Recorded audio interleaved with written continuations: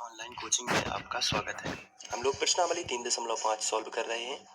इसमें हम लोग प्रश्न क्रमांक 1 का दूसरा प्रश्न ले रहे हैं और जिसमें हमें 2 समीकरण दिए गए हैं और हमें बताना है कि इसका अद्वितीय हल है या इसका कोई भी हल नहीं है या इसके अपरिमित रूप से अनेक हल हैं। तो हमें 2 समीकरण दिए गए हैं। सबसे पहले हम इन दोनों समीकरणों को लिख लेते हैं। हमने इन दोनों समीकरणों को लिख लिया है, लेकिन हम इन्हें समीकरण 1 और समीकरण 2 नहीं बना सकते हैं। क्यों नहीं बना सकते हैं? क्योंकि इनके बराबर में 0 नहीं है। अब हमें इनके बराबर में 0 लाना है। तो इसके लिए 0 क्यों लाना है इसको समझ लेते हैं सबसे पहले। क्योंकि हमारे व्यापक वर्ग समीकरण जो होते हैं वो होते हैं a1x धन b1y धन c1 बराबर 0। दूसरा होता है a2x धन b2y धन c2 बराबर 0। तो आप यहाँ पर देख सकते हैं कि पहले समीकरण के भी बराबर में 0 है और दूसरे समीकरण के भी बराबर में 0 है, लेकिन जो हमें समीकरण दिए गए हैं क्या इनके बराबर में 0 है? तो इसका आंसर है नहीं है। तो सबसे पहले हम क्या करेंगे, इनके बराबर में 0 लाएंगे। तो इसके लिए हम दोनों समीकरणों को व्यवस्थित कर लेंगे और जो संख्या लिखी हुई है इस तरफ, इसका पक्षांतर इस तरफ करेंगे तो बराबर में हम 0 लिख सकते हैं। तो चलिए सबसे पहले हम यही कर लेते हैं। तो यहाँ पर हेडिंग डाल देनी है व्यवस्थित करने पर। अब हम व्यवस्थित कर लेते हैं। सबसे पहले लिखा है 2x, तो आप यहाँ पर लिख दोगे 2x। फिर लिखा है प्लस y, तो यहाँ पर आप लिखोगे प्लस y। इसके बाद यहाँ जो 5 है इसमें कोई भी चिन्ह नहीं लगा है तो ये प्लस का माना जाता है और प्लस की संख्या का पक्षांतर बराबर के इस तरफ कर देंगे तो ये माइनस का हो जाएगा और बराबर में आएगा 0। अब आप देख सकते हैं कि बराबर में 0 है। इसी तरीके से समीकरण नंबर 2 को भी हम इसी तरीके से सॉल्व करेंगे। सबसे पहले लिखा है 3x, तो आप यहाँ पर लिखोगे 3x। फिर लिखा है 2y, तो आप यहाँ पर लिख दोगे 2y। इसके बाद ये जो प्लस का 8 है इसका पक्षांतर इस तरफ करोगे तो ये आएगा माइनस का 8 और बराबर में आ जाएगा 0। अब आप यहाँ पर देख सकते हैं कि ये जो समीकरण बने हुए हैं ये व्यापक वर्ग समीकरण से तुलना करने के लायक हैं, क्योंकि इनके भी बराबर में 0 है और इन दोनों समीकरणों के बराबर में भी 0 है। तो अब हम इनको समीकरण 1 और समीकरण 2 दे सकते हैं। तो चलिए सबसे पहले हम यही काम कर लेते हैं। इसको हम समीकरण 1 बना देते हैं और इसको हम समीकरण 2 बना देते हैं। अब हम लिखेंगे समीकरण 1 व 2 की तुलना व्यापक वर्ग समीकरण a1x धन b1y धन c1 बराबर 0 तथा a2x plus b2y plus c2 बराबर 0 से करने पर। तो आपको इस तरीके से लिख लेना है। समीकरण 1 व 2 की तुलना व्यापक वर्ग समीकरण a1x plus b1y plus c1 बराबर 0 तथा a2x plus b2y plus c2 बराबर 0 से करने पर। अब यहाँ पर आपको a1 का मान बताना है कितना है। तो पहले जो मैंने आपको बताया है उसी तरीके से करना है। a1 का मान x का गुणांक होता है। पहले समीकरण का x का गुणांक a1 का मान होगा जो कि है 2। इसी तरीके से b1 का मान y का गुणांक होगा। पहले समीकरण के y का गुणांक कितना है कुछ नहीं लिखा है तो 1 माना जाता है, तो b1 का मान हो जाएगा 1। अब c1 का मान कितना होगा, तो c1 का मान होगा -5। पूरी संख्या लिख देनी है और आपको a1 b1 और c1 और a2 b2 c2 के मान लिखते समय चिन्ह भी लिखना है। इसके बाद a2 का मान आपको बता देना है कितना है। तो दूसरे समीकरण का x का गुणांक a2 का मान कहलाएगा जो कि है 3। इसी तरीके से b2 का मान कितना होगा, तो b2 का मान हो जाएगा 2 और c2 का मान कितना हो जाएगा, ये होगा -8।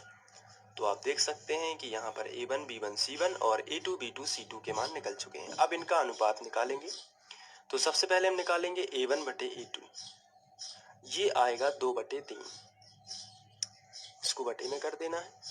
इसके बाद हम निकालेंगे b1 बटे b2, तो चलिए अब b1 बटे b2 निकाल लेते हैं। ये आएगा 1/2।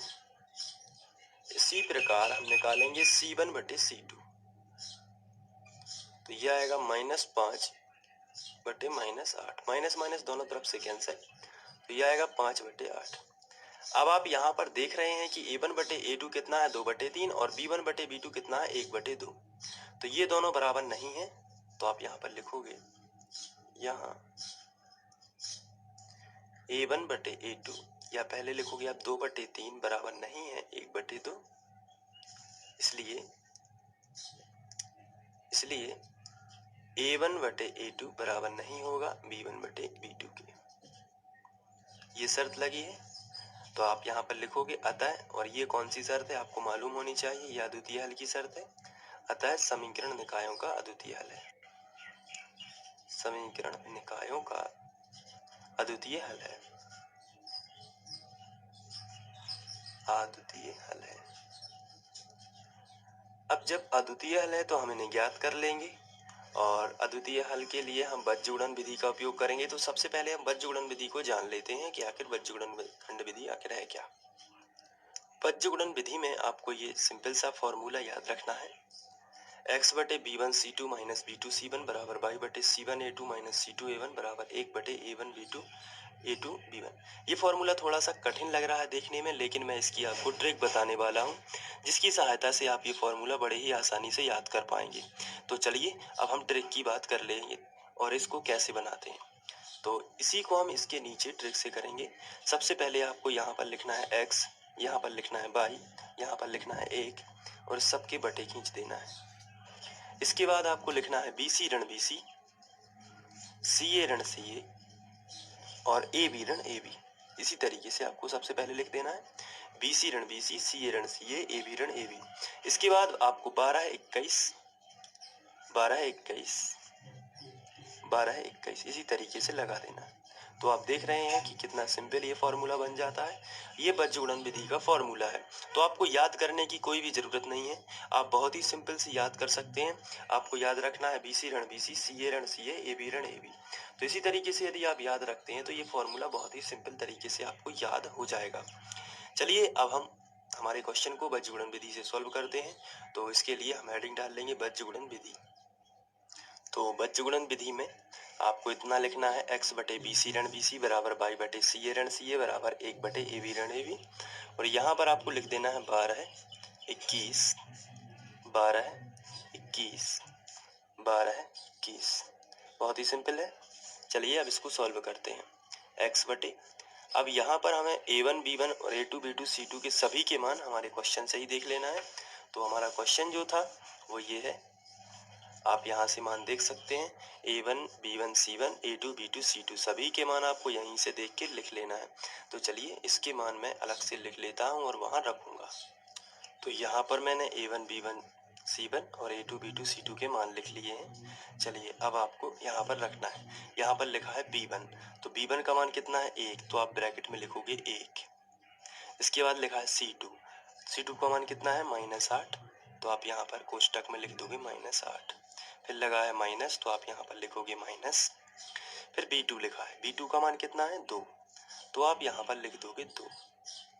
C1 का मान कितना है, ये C1 का मान जो है वो है -5, तो आप यहाँ जाके लिखोगे -5। इसी तरीके से आपको सॉल्व करना है।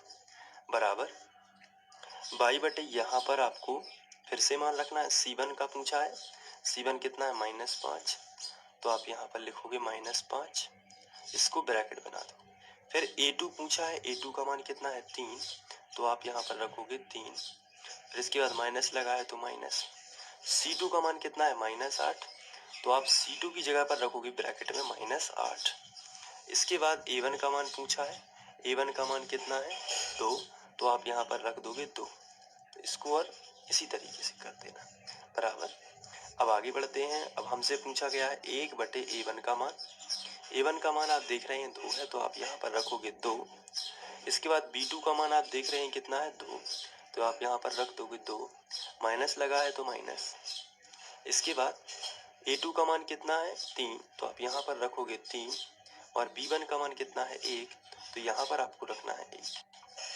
ठीक है, इसके बाद आगे बढ़ते हैं। अब ये मान जरूरत नहीं है तो इनको एक तरफ रख देते हैं। x बटे 8 एकम 8 -8 आ जाएगा, क्योंकि माइनस का चिन्ह है, यहाँ प्लस है तो असमान चिन्हों में माइनस ही बनता है।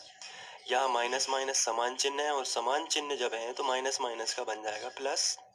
5 दूनी 10 बराबर, यहाँ देखना है y बटे, यहाँ ऋण है लेकिन यहाँ धन माना जाता है, तो असमान चिन्ह फिर एक बार फिर हो जाते हैं, तो असमान चिन्हों का ऋण ही बनेगा, और 5 दिया 15 हो जाएगा, और यहाँ पर ऋण ऋण का बन जाएगा धन, और 8 दूनी 16 हो जाएगा। बराबर यहाँ 1/2 दूनी 4 और माइनस लगा है तो माइनस और 3 एकम 3। इस तरीके से इसको आगे बढ़ते हैं एक स्टेप। आप यहाँ इम्प्लाई जेड का इस्तेमाल कर सकते हैं शुरू से ही। अब आगे बढ़ते हैं तो यहाँ से प्लस का 10 है, माइनस का 8 है, तो प्लस का 2 बच जाएगा बाई बटे, माइनस का 15 है, प्लस का 16 है, तो प्लस का 1 बच जाएगा बराबर 1/4 में से 3 चले जाएंगे तो 1 आएगा। अब आपको x का मान निकालना है तो आप यहाँ पर लिखोगे x के मान के लिए आप लिखोगे x/2 बराबर 1/1। त्रियक गुणा कर देना है तो x एकम x बराबर 2 एकम 2। x की वैल्यू कितनी मिल जाएगी 2। अब लिखेंगे y के मान के लिए, तो ये हमें मिलेगा y/1 बराबर 1/1। त्रियक गुणा कर देंगे y एकम y बराबर 1 एकम 1, तो y की वैल्यू मिल जाएगी 1। तो हम लिखेंगे अतः x बराबर 2 और y बराबर 1 समीकरण निकाय के हल हैं। समीकरण निकायों के हल हैं। इसी तरीके से आप इसको बड़े आसानी से कर सकते हैं और अपनी मेहनत जारी रखिए। आप यदि मेहनत करेंगे तो आपका रिजल्ट पहले से ही अच्छा आएगा। और फ्री ऑनलाइन कोचिंग के सभी वीडियो देखने के लिए आप